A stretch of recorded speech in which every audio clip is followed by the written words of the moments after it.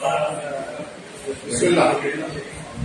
أعوذ بالله من الشيطان الرجيم. بسم الله الرحمن الرحيم.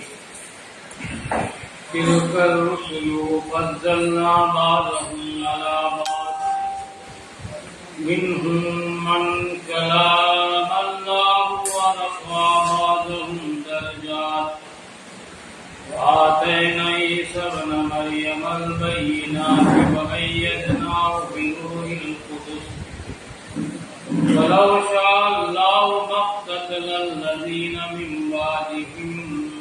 بعد ما جاءتهم البينات ولكن اختلفوا فمنهم من آمن ومنهم من كفر ولو شاء الله ما اقتتلوا ولكن الله يفعل ما يريد.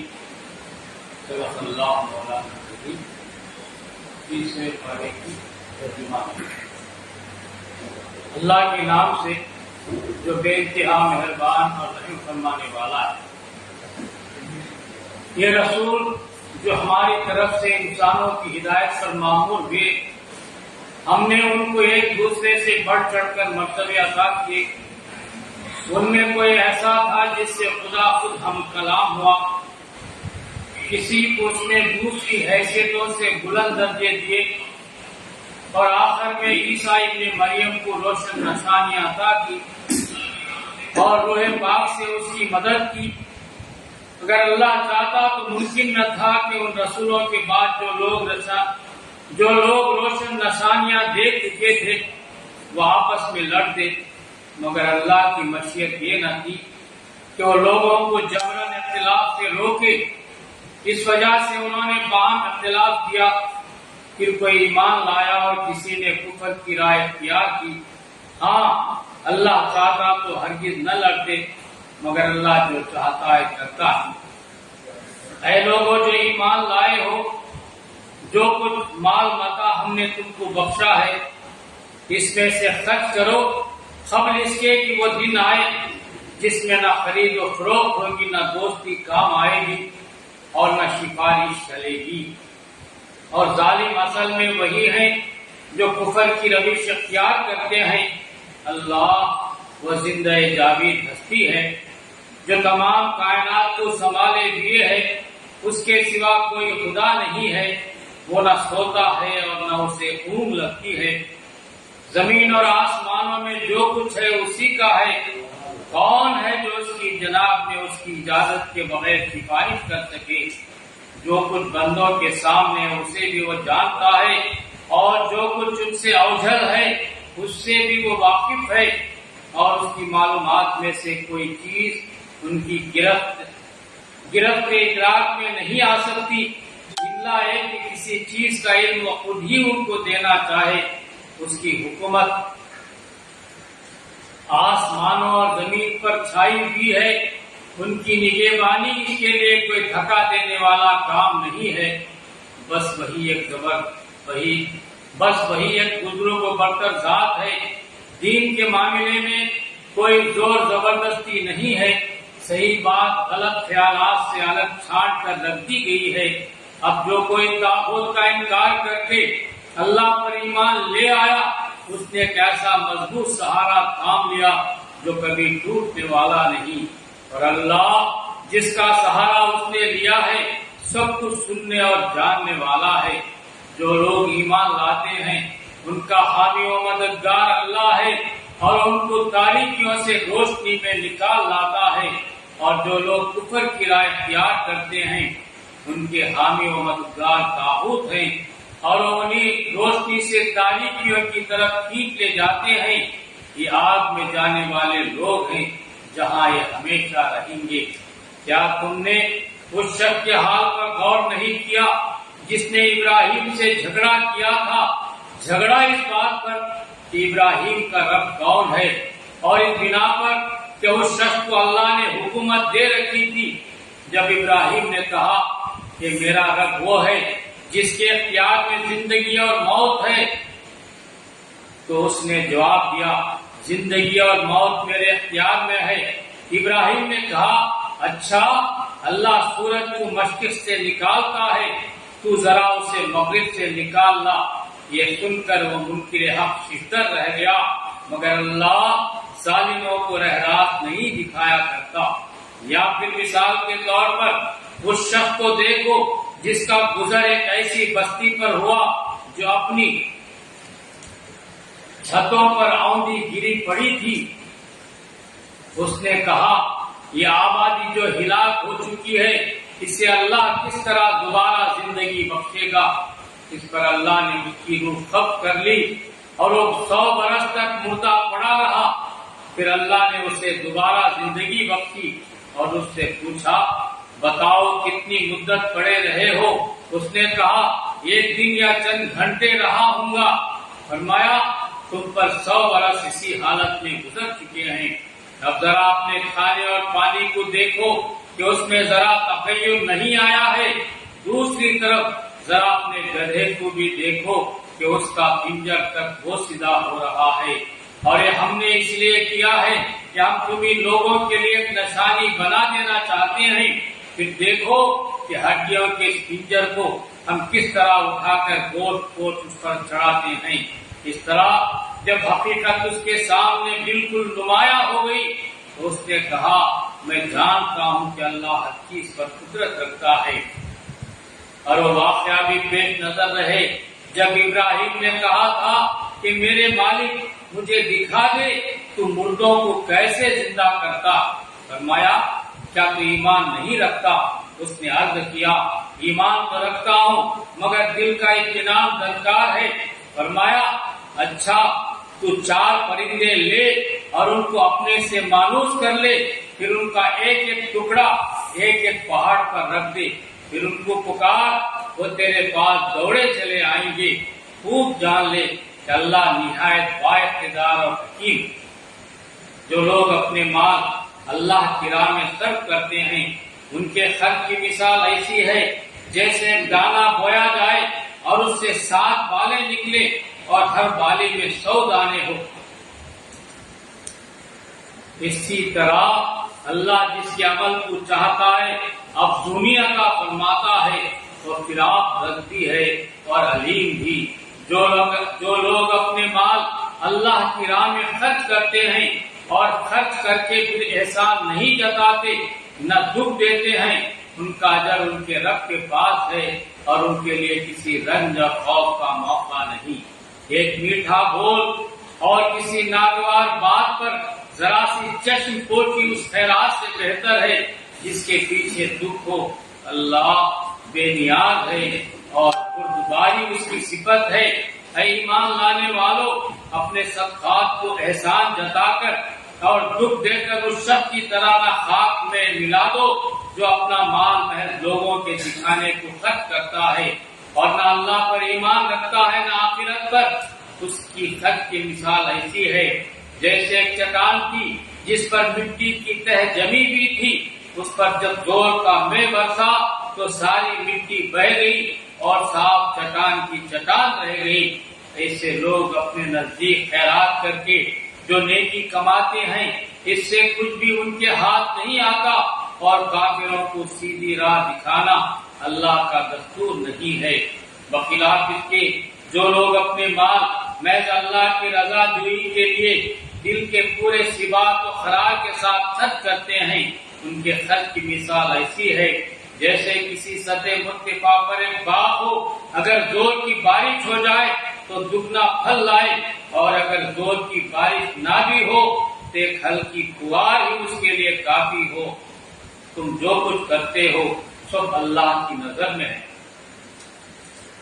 کیا تم میں سے کوئی یہ پسند کرتا ہے کہ اس کے پاس ہرا بھرا باغ ہو، نہروں سے سیراب، کھجوروں اور انگوروں اور ہر قسم کے پھلوں سے لدا ہوا، اور وہ عین اس وقت ایک تیز بگولے کی زد میں آ کر جھلس جائے جبکہ وہ خود بوڑھا ہو اور اس کے کم سن بچے ابھی کسی لائق نہ ہو؟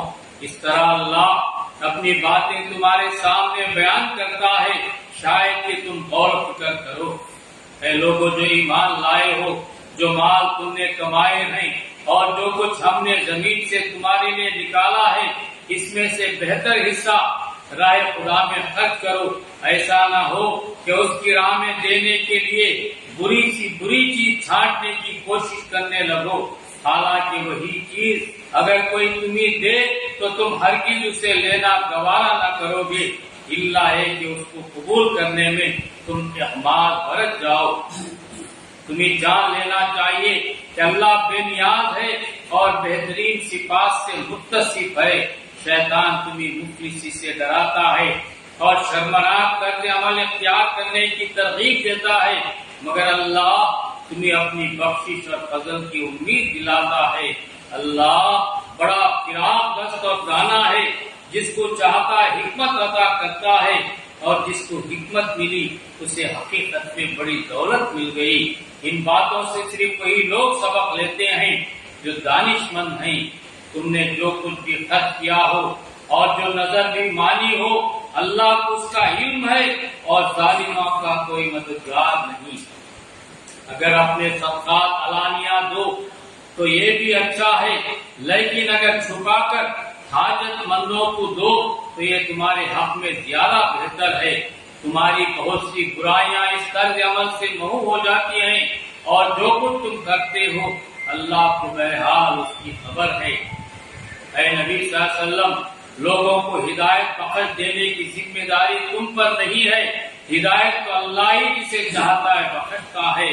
اور راہ خیر میں جو مال تم لوگ خرچ کرتے ہو وہ تمہارے اپنے لیے بھلا ہے، آخر تم اسی لیے تو خرچ کرتے ہو کہ اللہ کی رضا حاصل ہو۔ تو جو کچھ مال تم راہ خیر میں خرچ کرو گے اس کا پورا پورا اجر تمہیں دیا جائے گا، اور تمہاری حق تلفی ہرگز نہ ہوگی۔ خاص طور پر مدد کے مستحق و تنگ دست لوگ ہیں جو اللہ کے کام میں ایسے گر گئے کہ اپنی ذاتی قصب معاش کے لیے زمین میں کوئی دوڑ دھوپ نہیں کر سکتے۔ ان کی خودداری دیکھ کر ناواقف آدمی گمان کرتا ہے کہ خوشحال ہیں۔ تم ان کے چہروں سے ان کی اندرونی حالت پہچان سکتے ہو، مگر وہ ایسے لوگ نہیں ہیں کہ لوگوں کے پیچھے پڑ کر کچھ مانگے۔ ان کی عادت میں جو کچھ مال تم خرچ کرو گے وہ اللہ سے پوشیدہ نہ رہے گا۔ جو لوگ اپنے مال شب و روز کھلے اور چھپے خرچ کرتے ہیں ان کا اجر ان کے رب کے پاس ہے، اور ان کے لیے کسی خوف اور رنج کا مقام نہیں۔ مگر جو لوگ سود کھاتے ہیں ان کا حال اس شخص کا سا ہوتا ہے جسے شیطان نے چھو کر باولا کر دیا، اور اس حالت میں اس کے مبتلا ہونے کی وجہ یہ ہے کہ وہ کہتے ہیں تجارت بھی تو آخر سود ہی جیسی چیز ہے، حالانکہ اللہ نے تجارت کو حلال کیا ہے اور سود کو حرام۔ لہذا جس شخص کو اس کے رب کی طرف سے نصیحت پہنچے اور آئندہ کے لیے وہ سود خواری سے باز آ جائے تو جو کچھ وہ پہلے کھا چکا تو کھا چکا، اس کا معاملہ اللہ کے حوالے ہے، اور جو اس حکم کے بعد پھر اسی حرکت کا اعادہ کرے وہ جہنمی ہے، جہاں وہ ہمیشہ رہے گا۔ اللہ سود کا مٹ مار دیتا ہے اور صدقات کو نشو نما دیتا ہے، اور اللہ کسی ناشکر بد عمل انسان کو پسند نہیں کرتا۔ ہاں جو لوگ ایمان لے آئیں اور نیک عمل کریں اور نماز قائم کریں اور زکات دیں ان کا اجر بے شک ان کے رب کے پاس ہے، اور ان کے لیے کسی خوف اور رنج کا موقع نہیں۔ اے لوگوں جو ایمان لائے ہو، خدا سے ڈرو، اور جو کچھ تمہارا سود لوگوں پر باقی رہ گیا ہے اسے چھوڑ دو اگر واقعی تم ایمان لائے ہو۔ لیکن اگر تم نے ایسا نہ کیا تو آگاہ ہو جاؤ کہ اللہ اور اس کے رسول کی طرف سے تمہارے خلاف اعلان جنگ ہے۔ اب بھی توبہ کر لو اور سود چھوڑ دو، تو اپنا اصل سرمایہ لینے کے تم حقدار ہو۔ نہ تم ظلم کرو نہ تم پر ظلم کیا جائے۔ تمہارا قرضدار تنگ دست ہو تو ہاتھ کھلنے تک اسے مہلت دو، اور جو صدقہ کر دو تو یہ تمہارے لیے زیادہ بہتر ہے اگر تم سمجھو۔ اس دن کی رسوائی و مصیبت سے بچو جبکہ تم اللہ کی طرف واپس ہوگے، وہاں ہر شخص کو اس کی کمائی ہوئی نیکی یا بدی کا پورا بدلہ مل جائے گا، اور کسی پر ظلم ہرگز نہ ہوگا۔ اے لوگوں جو ایمان لائے ہو، جب کسی مقرر مدت کے لیے تم آپس میں قرض کا لین دین کرو تو اسے لکھ لیا کرو۔ فریقین کے درمیان انصاف کے ساتھ ایک شخص دستاویز تحریر کرے جسے اللہ نے لکھنے پڑھنے کی قابلیت بخشی ہو، اسے لکھنے سے انکار نہ کرنا چاہیے۔ وہ لکھے اور املا وہ شخص کرائے جس پر حق آتا ہے، یعنی قرض لینے والا، اور اس سے اللہ اپنے رب سے ڈرنا چاہیے کہ جو معاملہ طے ہوا ہو اس میں کوئی کمی بیشی نہ کرے۔ لیکن اگر قرض لینے والا خود نادان یا ضعیف ہو یا املا نہ کرا سکتا ہو تو اس کا ولی انصاف کے ساتھ املا کرائے، پھر اپنے مردوں میں سے 2 آدمیوں کی اس پر گواہی کرا لو، اور اگر 2 مرد نہ ہو تو 1 مرد اور 2 عورتیں ہوں، تاکہ بھول جائے تو دوسری اسے یاد دلا دے۔ یہ گواہ ایسے لوگوں میں سے ہونے چاہیے جن کی گواہی تمہارے درمیان مقبول ہو۔ گواہوں کو جب گواہ بننے کے لیے کہا جائے تو انہیں انکار نہ کرنا چاہیے۔ معاملہ خواہ چھوٹا ہو یا بڑا، میعاد کی تعین کے ساتھ اس کی دستاویز لکھوا لینے میں تساہل نہ کرو۔ اللہ کے نزدیک یہ طریقہ تمہارے لیے زیادہ مبنی بر انصاف ہے، اس سے شہادت قائم ہونے میں زیادہ سہولت ہوتی ہے اور تمہارے شکوک و شبہات میں مبتلا ہونے کا امکان کم رہ جاتا ہے۔ ہاں، جو تجارتی لین دین دست بدست تم لوگ آپس میں کرتے ہو اس کو نہ لکھا جائے تو کوئی حد نہیں، مگر تجارتی معاملہ طے کرتے وقت گواہ کر لیا کرو۔ کاتب اور گواہ کو ستایا نہ جائے، ایسا کرو گے تو گناہ کا ارتکاب کرو گے۔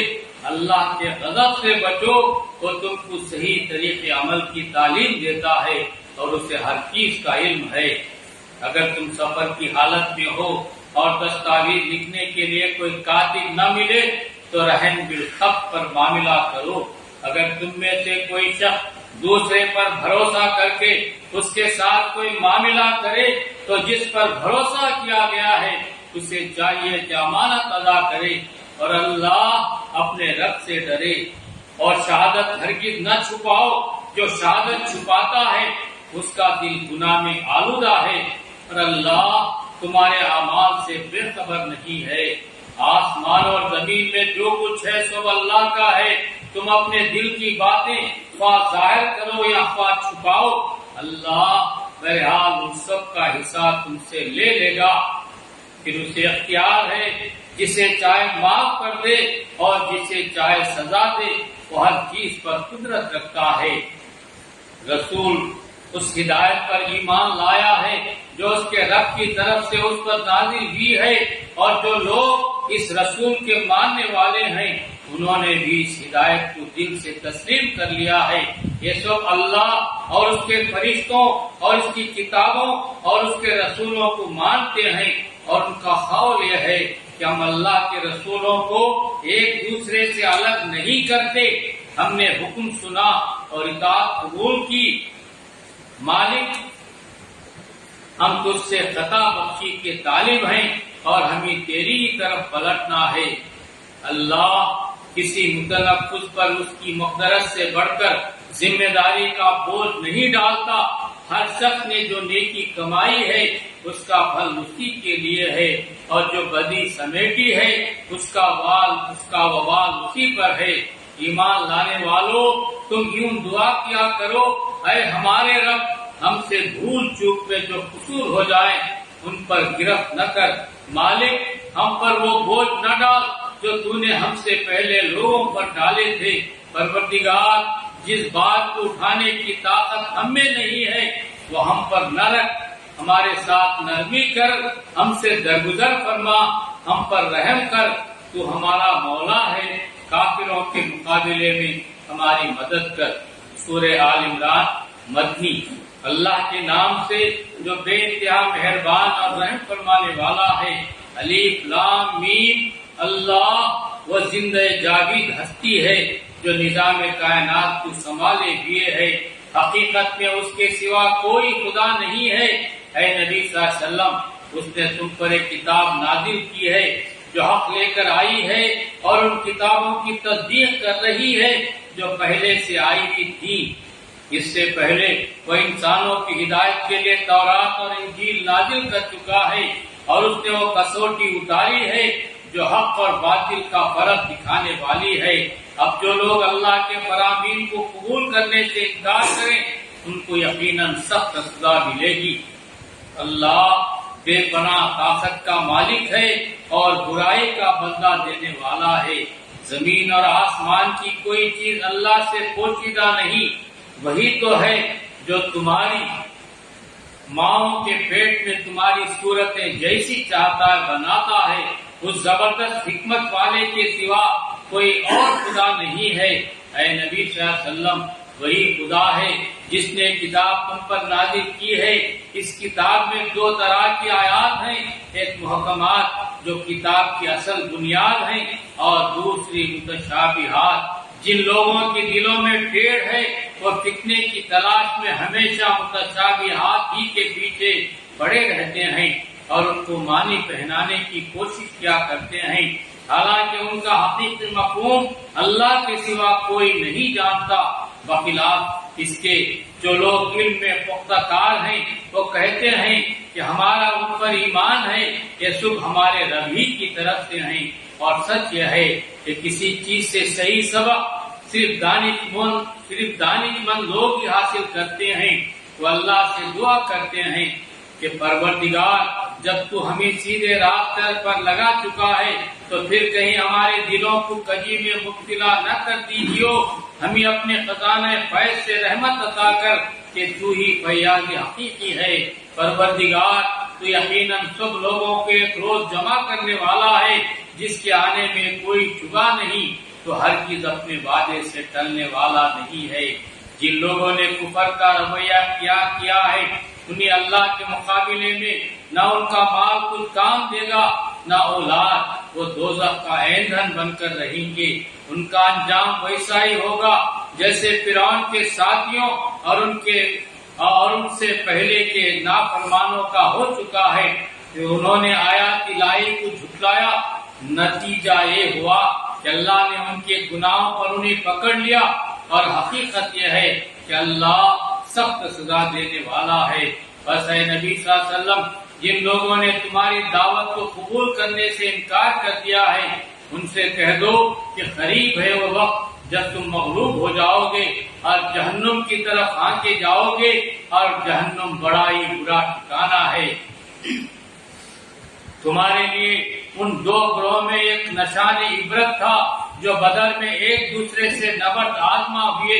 ایک گروہ اللہ کی راہ میں لڑ رہا تھا اور دوسرا گروہ کافر تھا۔ دیکھنے والے بچشم سر دیکھ رہے تھے کہ کافر گروہ مومن گروہ سے دو چند ہے، مگر نتیجے نے ثابت کر دیا کہ اللہ اپنی فتح و نصرت سے جس کو چاہتا ہے مدد دیتا ہے۔ دیدہ بینا رکھنے والوں کے لیے اس میں بڑا سبق پوشیدہ ہے۔ لوگوں کے لیے مرغوبات نفس، عورتیں، اولاد، سونے چاندی کے ڈھیر، چیدہ گھوڑے، مویشی اور زرعی زمینیں بڑی خوش آئند بنا دی گئی ہیں، مگر یہ سب دنیا کی چند روزہ زندگی کے سامان ہیں۔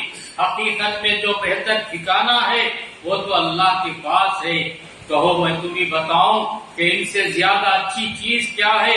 جو لوگ تقوی کی روش اختیار کریں ان کے لیے ان کے رب کے پاس باغ ہیں جن کے نیچے نہریں بہتی ہوں گی، وہاں انہیں ہمیشگی کی زندگی حاصل ہوگی، پاکیزہ بیویاں ان کی رفیق ہوں گی، اور اللہ کی رضا سے وہ سرفراز ہوں گے۔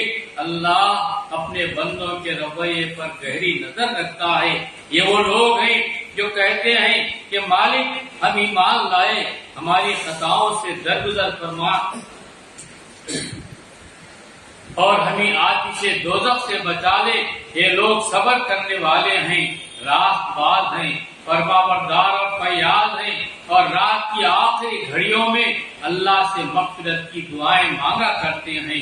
اللہ نے خود اس بات کی شہادت دی ہے کہ اس کے سوا کوئی خدا نہیں، اور یہی شہادت فرشتوں اور سب اہل علم نے بھی دی ہے۔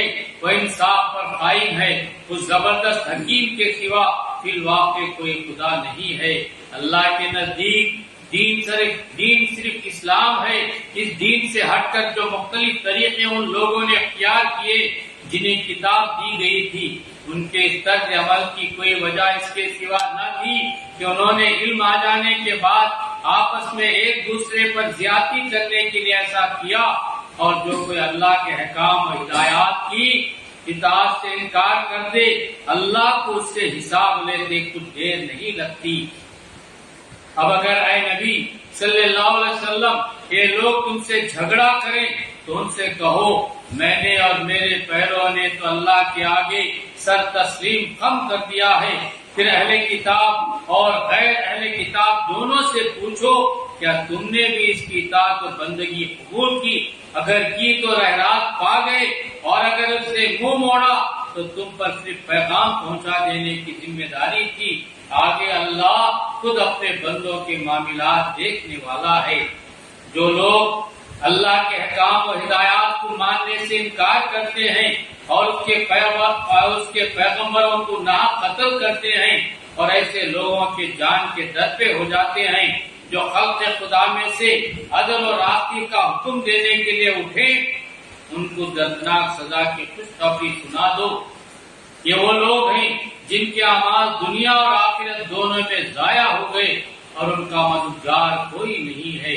تم نے دیکھا نہیں کہ جن لوگوں کو کتاب کے علم میں سے کچھ حصہ ملا ہے تو ان کا حال کیا ہے؟ انہیں جب کتاب الہی کی طرف بلایا جاتا ہے تاکہ وہ ان کے درمیان فیصلہ کرے تو ان میں سے ایک فریق اس سے پہلو تہی کرتا ہے اور اس فیصلے کی طرف آنے سے منہ پھیر جاتا ہے۔ ان کا ایک طرز عمل اس وجہ سے ہے کہ وہ کہتے ہیں آتش دوزخ تو ہمیں مسخط نہ کرے گی، اور اگر دوزخ کی سزا ہم کو ملے گی بھی تو بس چند روز۔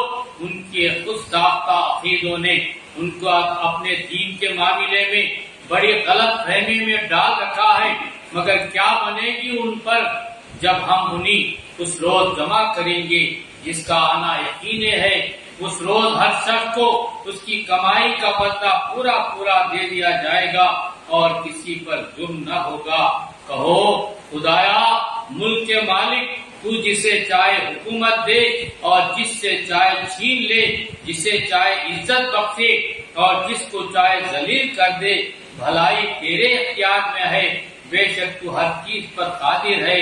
رات کو دن میں پروتا ہوا لے آتا ہے اور دن کو رات میں، بے جان میں سے جاندار کو نکالتا ہے اور جاندار سے بے جان کو، اور جسے چاہتا ہے بے حساب رزق دیتا ہے۔ مومنین اہل ایمان کو چھوڑ کر کافروں کو اپنا رفیق اور یار و مددگار ہرگز نہ بنائے۔ جو ایسا کرے گا اس کا اللہ سے کوئی تعلق نہیں۔ ہاں یہ معاف ہے کہ تم ان کے ظلم سے بچنے کے لیے بظاہر ایسا طرز عمل اختیار کر جاؤ، مگر اللہ تمہیں اپنے آپ سے ڈراتا ہے اور تمہیں اسی کی طرف پلٹ کر جانا ہے۔ اے نبی صلی اللہ علیہ وسلم لوگوں کو خبردار کر دو کہ تمہارے دلوں میں جو کچھ ہے اسے خواہ تم چھپاؤ یا ظاہر کرو، اللہ بہرحال اسے جانتا ہے۔ زمین و آسمان کی کوئی چیز اس کے علم سے باہر نہیں ہے، اور اس کا اقتدار ہر چیز پر حاوی ہے۔ وہ دن آنے والا ہے جب ہر نفس اپنے کیے کا پھل حاضر پائے گا، خواہ اس نے بھلائی کی ہو یا برائی۔ اس روز آدمی یہ تمنا کرے گا کہ کاش ابھی یہ دن اس سے بہت دور ہوتا۔ اللہ تمہیں اپنے آپ سے ڈراتا ہے اور وہ اپنے بندوں کا نہایت خیر خواہ ہے۔ اے نبی صلی اللہ علیہ وسلم لوگوں سے کہہ دو کہ اگر تم حقیقت میں اللہ سے محبت رکھتے ہو تو میری پیروی اختیار کرو، اللہ تم سے محبت کرے گا اور تمہاری خطاؤں سے درگزر فرمائے گا۔ وہ بڑا معاف کرنے والا اور رحیم ہے۔ ان سے کہو کہ اللہ اور رسول کی اطاعت قبول کرو، پھر اگر وہ تمہاری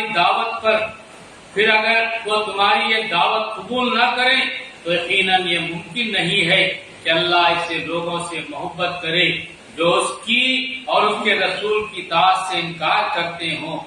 اللہ نے آدم اور نوح اور آل ابراہیم اور آل عمران کو تمام دنیا والوں پر ترجیح دے کر اپنی رسالت کے لیے منتخب کیا تھا۔ ایک سلسلے کے لوگ تھے جو ایک دوسرے کی نسل سے پیدا ہوئے تھے۔ اللہ سب کچھ سنتا اور جانتا ہے۔ وہ اس وقت سن رہا تھا جب عمران کی عورت کہہ رہی تھی کہ میرے پروردگار، میں اس بچے کو جو میرے پیٹ میں ہے تیری نظر کرتی ہوں، وہ تیرے ہی کام کے لیے وقت ہوگا، میری اس پیشکش کو قبول فرما، تو سننے اور جاننے والا ہے۔ پھر جب وہ بچی اس کے ہاں پیدا ہوئی تو اس نے کہا مالک میرے ہاں تو لڑکی پیدا ہو گئی ہے، حالانکہ جو کچھ اس نے جنا تھا اللہ کو اس کی خبر تھی، اور لڑکا لڑکی کی طرح نہیں ہوتا۔ خیر میں نے اس کا نام مریم رکھ دیا ہے، اور میں اسے اور اس کی آئندہ نسل کو شیطان مردود کے فتنے سے تیری پناہ میں دیتی ہوں۔ آخرکار اس کے رب نے اس لڑکی کو بخوشی قبول فرما لیا، اسے بڑی اچھی لڑکی بنا کر اٹھایا اور زکریا کو اس کا سرپرست بنا دیا۔ زکریا جب کبھی اس کے پاس محراب میں جاتا تو اس کے پاس کچھ نہ کچھ کھانے پینے کا سامان پاتا، پوچھتا مریم یہ تیرے پاس کہاں سے آیا؟ وہ جواب دیتی اللہ کے پاس سے آیا ہے، اللہ جسے چاہتا ہے بے حساب رزق دیتا ہے۔ یہ حال دیکھ کر زکریا نے اپنے رب کو پکارا، پروردگار اپنی قدرت سے مجھے نیک اولاد عطا کر، تو ہی دعا سننے والا ہے۔ جواب میں فرشتوں نے آواز دی جبکہ وہ محراب میں کھڑا نماز پڑھ رہا تھا، اللہ تجھے یحییٰ کی خوشخبری دیتا ہے، وہ اللہ کی طرف سے ایک فرمان کی تصدیق کرنے والا بن کر آئے گا، اس میں سرداری و بزرگی کی شان ہوگی، کمال درجے کا ثابت ہوگا، نبوت سے سرفراز ہوگا اور صالحین میں شمار کیا جائے گا۔ زکریا نے کہا پروردگار بھلا میرے ہاں لڑکا کہاں سے ہوگا؟ میں تو بہت بوڑھا ہو چکا ہوں اور میری بیوی بانجھ ہے۔ جواب ملا ایسا ہی ہوگا، اللہ جو چاہتا ہے کرتا ہے۔ عرض کیا مالک پھر کوئی نشانی میرے لیے مقرر فرما دے۔ کہا نشانی یہ ہے کہ تم 3 دن تک لوگوں سے اشارے کے سوا کوئی بات چیت نہ کرو گے یا نہ کر سکو گے۔ اس دوران میں اپنے رب کو بہت یاد کرنا اور صبح و شام اس کی تسبیح کرتے رہنا۔ پھر وہ وقت آیا جب مریم نے فرشتوں سے آ کر کہا اے مریم اللہ نے تجھے برگزیدہ کیا اور پاکیزگی عطا کی اور تمام دنیا کی عورتوں پر تجھ کو ترجیح دے کر اپنی خدمت کے لیے چن لیا ہو۔ اے مریم اپنے رب کی تابع فرمان بن کر رہ، اس کے آگے سر پر سجود ہو، اور جو بندے اس کے حضور جھکنے والے ہیں ان کے ساتھ تو بھی جھک جا۔ اے نبی صلی اللہ علیہ وسلم یہ غیب کی خبریں ہیں جو ہم تم کو وحی کے ذریعے سے بتا رہے ہیں، ورنہ تم اس وقت وہاں موجود نہ تھے جب ہیکل کے خادم میں فیصلہ کرنے کے لیے کہ مریم کا سرپرست کون ہو اپنے اپنے قلم پھینک رہے تھے، اور نہ تم اس وقت حاضر تھے جب ان کے درمیان جھگڑا برپا تھا۔ اور جب فرشتوں نے کہا اے مریم اللہ تجھے اپنے ایک فرمان کی خوشخبری دیتا ہے، اس کا نام عیسیٰ مسیح عیسیٰ ابن مریم ہوگا، دنیا اور آخرت میں معزز ہوگا، اللہ کے مقرب بندوں میں شمار کیا جائے گا، لوگوں سے گہوارے میں بھی کلام کرے گا، اور بڑی عمر کو پہنچ کر بھی، اور وہ ایک مرد صالح ہوگا۔ یہ سن کر مریم بولی پروردگار میرے ہاں بچہ کہاں سے ہوگا؟ مجھے تو کسی مرد نے ہاتھ تک نہیں لگایا۔ جواب ملا ایسا ہی ہوگا، اللہ جو چاہتا ہے پیدا کرتا ہے، وہ جب کسی کام کے کرنے کا فیصلہ فرماتا ہے تو بس کہتا ہے کہ ہو جا، اور وہ ہو جاتا ہے۔ فرشتوں نے پھر اپنے سلسلے کلام میں کہا اور اللہ اسے کتاب اور حکمت کی تعلیم دے گا، تورات اور انجیل کا علم سکھائے گا، اور بنی اسرائیل کی طرف اپنا رسول مقرر کرے گا۔ اور جب وہ بحیثیت رسول بنی اسرائیل کے پاس آیا تو اس نے کہا میں تمہارے رب کی طرف سے تمہارے پاس نشانی لے کر آیا ہوں، میں تمہارے سامنے مٹی سے پرندے کی صورت کا ایک مجسمہ بناتا ہوں اور اس میں پھونک مارتا ہوں تو اللہ کے حکم سے پرندہ بن جاتا ہے. میں اللہ کے حکم سے مادر ذات اندھے اور کوڑے کو اچھا کرتا ہوں اور اس کے علم سے مردے کو زندہ کرتا ہوں. میں تمہیں بتاتا ہوں کہ تم کیا کھاتے ہو اور کیا اپنے گھروں میں ذخیرہ کر کے رکھتے ہو. اس میں تمہارے لیے کافی نشانی ہے اگر تم ایمان لانے والے ہو. اور میں اس تعلیم و ہدایت کی تصدیق کرنے والا بن کر آیا ہوں جو تورات میں سے اس وقت میرے زمانے میں موجود ہے، اور اس لیے آیا ہوں کہ تمہارے لیے بعض ان چیزوں کو حلال کر دوں جو تم پر حرام کر دی گئی ہیں. دیکھو میں تمہارے رب کی طرف سے تمہارے پاس نشانی لے کر آیا ہوں، لہذا اللہ سے ڈرو اور میری اطاعت کرو.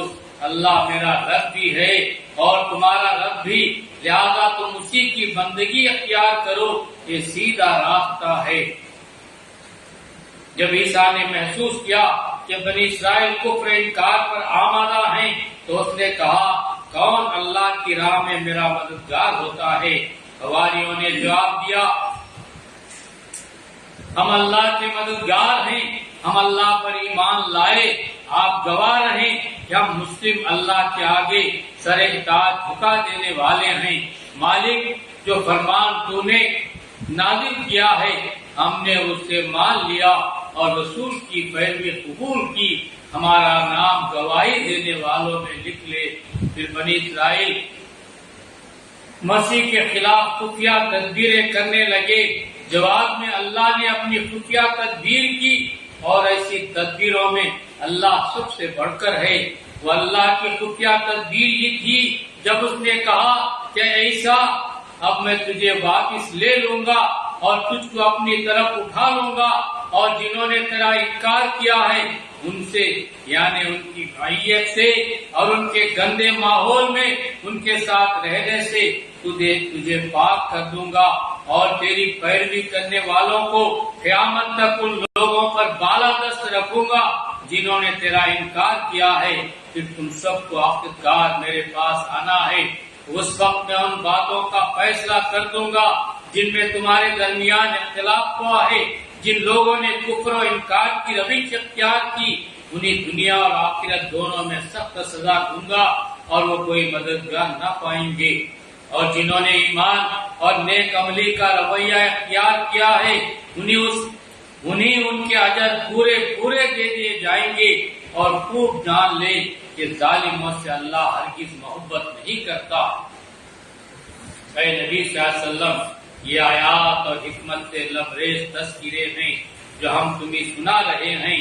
اللہ کے نزدیک عیسیٰ کی مثال آدم کی سی ہے کہ اللہ نے اسے مٹی سے پیدا کیا اور حکم دیا کہ ہو جا اور وہ ہو گیا. یہ اصل حقیقت ہے جو تمہارے رب کی طرف سے بتائی جا رہی ہے، اور تم ان لوگوں میں شامل نہ ہو جو اس میں شک کرتے ہیں.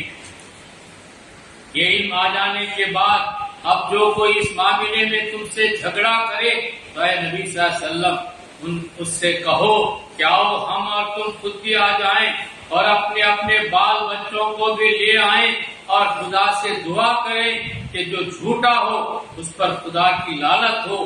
یہ بالکل صحیح واقعات ہیں اور حقیقت یہ ہے کہ اللہ کے سوا کوئی خداوند نہیں ہے، اور وہ اللہ ہی کی ہستی ہے جس کی طاقت سب سے بالا اور جس کی حکمت نظام عالم میں کار فرما ہے. بس اگر یہ لوگ اس شرط پر مقابلے میں آنے سے منہ موڑے تو ان کا مفسد ہونا صاف کھل جائے گا، اور اللہ تو مفسدوں کے حال سے واقف ہی ہے. اے نبی صلی اللہ علیہ وسلم کہو اے اہل کتاب آؤ ایک ایسی بات کی طرف جو ہمارے اور تمہارے درمیان یکساں ہے، یہ کہ ہم اللہ کے سوا کسی کی بندگی نہ کریں، اس کے ساتھ کسی کو شریک نہ ٹھہرائیں، اور ہم میں سے کوئی اللہ کے سوا کسی کو اپنا رب نہ بنا لے. اس دعوت کو قبول کرنے سے اگر وہ منہ موڑے تو صاف کہہ دو کہ گواہ رہو ہم تو مسلم صرف خدا کی بندگی و اطاعت کرنے والے ہیں. اے اہل کتاب تم ابراہیم کے دین کے بارے میں ہم سے کیوں جھگڑا کرتے ہو तौरात और इंजील तो इब्राहिम के बाद ही नाजिल हुई हैं, फिर क्या तुम इतनी बात भी नहीं समझते? तुम लोग जिन चीजों का इल्म रखते हो उनमें तो खूब बहसें कर चुके, अब उन मामलात में क्यों बहस करने चले हो जिनका तुम्हारे पास कुछ भी इल्म नहीं? अल्लाह जानता है, तुम नहीं जानते। इब्राहिम ना यहूदी था ना ईसाई, बल्कि वो तो एक मुस्लिम यकसूर था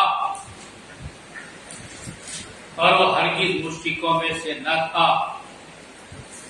इब्राहिम से निस्बत रखने का सबसे ज्यादा हक अगर किसी को पहुंचता है तो उन लोगों को पहुंचता है जिन्होंने उसकी पैरवी की, और अब ये नबी और उसके मानने वाले इस निस्बत के ज्यादा हकदार हैं। अल्लाह सिर्फ उन्हीं का हामी और मददगार है जो ईमान रखते हो। ईमान लाने वालों, अहले किताब में से एक ग्रोह चाहता है कि किसी तरह तुम्हें रहरास से हटा दे, हालांकि दर हकीकत वो अपने सिवा किसी को गुमराही में नहीं डाल रहे हैं, मगर इन्हीं इसका शरूर नहीं है। अहले किताब, क्यों अल्लाह की आयत का इनकार करते हो हालांकि तुम खुद उसका मुशाहिदा कर रहे हो? अहले किताब, क्यों हक को बातिल का रंग चढ़ाकर मुश्तबा बनाते हो? क्यों जानते बूझते हक को छुपाते हो? अहले किताब में से एक ग्रोह कहता है कि इस नबी को मानने वालों पर जो कुछ नाजिल हुआ है उस पर सुबह ईमान लाओ और शाम को इससे इनकार कर दो। शायद इस तरकीब से लोग अपने ईमान से फिर जाएं। नीचे लोग आपस में कहते हैं कि अपने मजहब वाले के सिवा किसी की बात न मानो।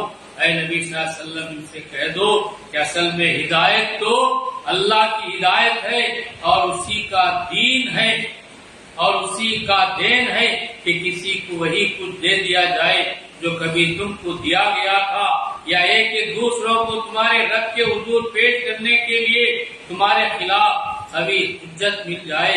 ऐ नबी सल्लल्लाहु अलैहि वसल्लम इनसे कहो, फज़्ल और शर्फ अल्लाह के इख्तियार में है, जिससे चाहे अता फरमाए, और वो वसीउन नजर है और सब कुछ जानता है। अपनी रहमत के लिए जिसको चाहता है मखसूस कर लेता है और उसका फज़्ल बहुत बड़ा है। पहले किताब में कोई तो ऐसा है कि अगर तुम उसके एतमाद पर माल और दौलत का एक ढेर भी दे दो तो तुम्हारे माल तुम्हें अदा कर देगा, और किसी का हाल ये है कि अगर तुम एक दीनार के मामले में भी उस पर भरोसा करो तो वो अदा न करेगा, इल्ला है कि तुम उसके सर पर सवार हो जाओ। उनकी इस अखलाकी हालत का सबब यह है कि वो कहते हैं, उम्मियों गैर यहूदी लोगों के मामले में हम पर कोई मुआखिजा नहीं है, और ये बात वो मैं झूठ घड़कर अल्लाह की तरफ मंसूब करते हैं, हालांकि उन्हें मालूम है कि अल्लाह ने ऐसी कोई बात नहीं फरमाई। आखिर क्यों उनसे बात दुरुस्त न होगी? जो भी अपने अहद को पूरा करेगा और बुराई से बचकर रहेगा तो अल्लाह का महबूब बनेगा, क्योंकि परहेजगार लोग अल्लाह को पसंद नहीं। रहे वो लोग जो अल्लाह के अहद और अपनी कसमों को थोड़ी कीमत पर बेच डालते हैं तो इनके लिए आखिरत में कोई हिस्सा नहीं। अल्लाह क़यामत के रोज न उनसे बात करेगा, न उनकी तरफ देखेगा और न उन्हें पाक करेगा, बल्कि उनके लिए तो सख्त दर्दनाक सजा। इनमें कुछ लोग ऐसे हैं जो किताब पढ़ते हुए इस तरह जुबान का उलट फेर करते हैं कि तुम समझो जो कुछ वो पढ़ रहे हैं वो किताब ही की इबारत है, हालांकि वो किताब की इबारत नहीं होती। वो कहते हैं कि जो कुछ हम पढ़ रहे हैं ये खुदा की तरफ से है, हालांकि वो खुदा की तरफ से नहीं होता। वो जानबूझकर झूठ बात अल्लाह की तरफ मंसूब कर देते हैं। किसी इंसान का एक काम नहीं है कि अल्लाह तो उसको किताब और हुक्म और नबूवत अता फरमाए और वो लोगों से कहे कि अल्लाह के बजाय तुम मेरे बंदे बन जाओ। वो तो यही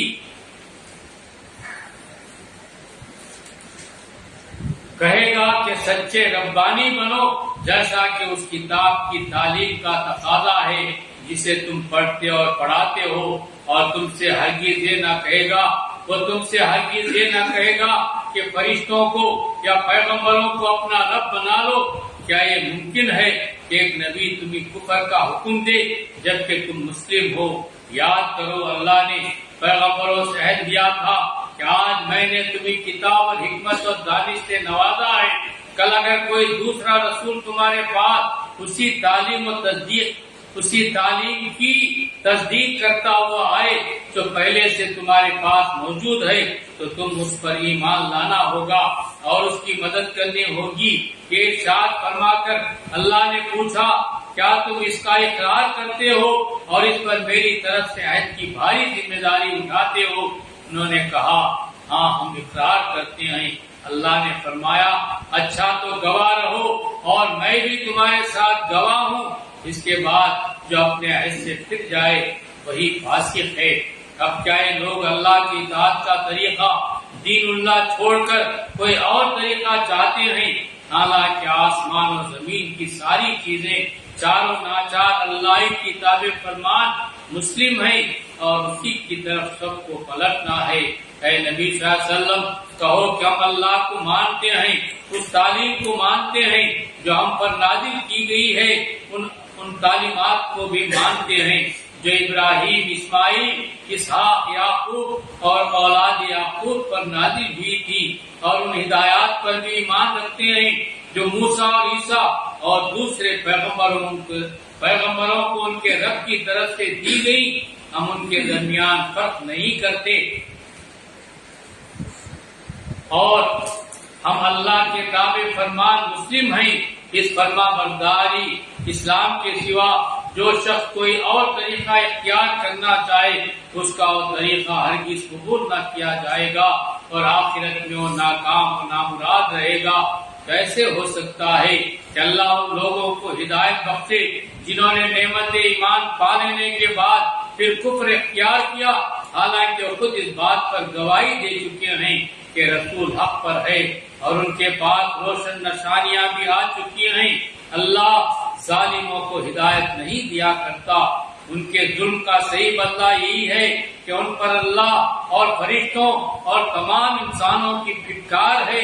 اسی حالت میں وہ ہمیشہ رہیں گے. نہ ان کی سزا میں تخفیف ہوگی اور نہ انہیں مہلت دی جائے گی. البتہ وہ لوگ بچ جائیں گے جو اس کے بعد توبہ کر کے اپنے طرز عمل کی اصلاح کر لیں. اللہ بخشنے والا اور رحم فرمانے والا ہے. مگر جن لوگوں نے ایمان لانے کے بعد کفر اختیار کیا پھر اپنے کفر میں بڑھتے چلے گئے ان کی توبہ ہرگز قبول نہ ہوگی. ایسے لوگ تو پکے گمراہ ہیں. یقین رکھو جن لوگوں نے کفر اختیار کیا اور کفر ہی کی حالت میں جان دی ان میں سے کوئی اگر اپنے آپ کو سزا سے بچانے کے لیے روئے زمین بھر کر بھی سونا فدیے میں دے دے تو اسے قبول نہ کیا جائے گا. ایسے لوگوں کے لیے دردناک سزا تیار ہے اور وہ اپنا کوئی مددگار نہ پائیں گے. وآخر دعوانا ان الحمد للہ رب العالمین. اللہم صلی علی محمد وعلی آل محمد وبارک وسلم. سبحان ربک رب العزۃ عما یصفون وسلام علی المرسلین والحمد للہ.